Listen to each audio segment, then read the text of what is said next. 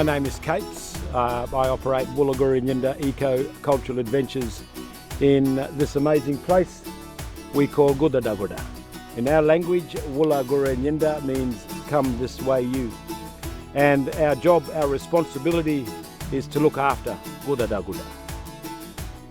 It's a very beautiful place, as you can see. In our understanding, it's not about what nature looks like, it's more about what nature feels like. Each cultural experience that we create are journeys of learning. You know, we introduce people to language, to culture, to nature. We want people to taste, to touch, to smell. Allow me to open the doors to welcome our brothers and sisters from other parts of the world to my country, Australia, and in particular this country, Gura.